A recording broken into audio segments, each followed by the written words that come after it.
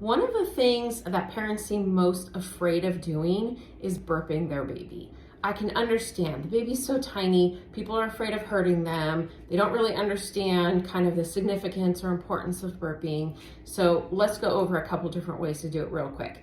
This video is going to be on the traditional way, but there's 2 other ways I'm going to show you. So check out those videos after that, okay? So traditional way, the way most people tend to do it is putting the baby on their shoulder.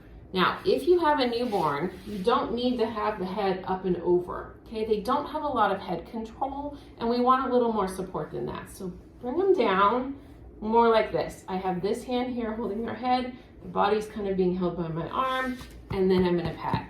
Now, with patting, this is not a light tap. That's not gonna dislodge any of those gas bubbles. You need to hear a thump, okay? This is not a real baby. Thump, okay? Thump, thump, thump, thump. Now, you can also rub. When I rub, I push a little bit up and then down, up and down. Also, when you're tapping, tap, tap, tap, thump, thump, thump, up, down. Some babies like their bottoms being tapped. Every baby's different, so you're gonna just have to work at it a little while to figure out what works best for your baby, okay? But this is a kind of traditional burping stance. We got 2 more to show you, so check those videos out next.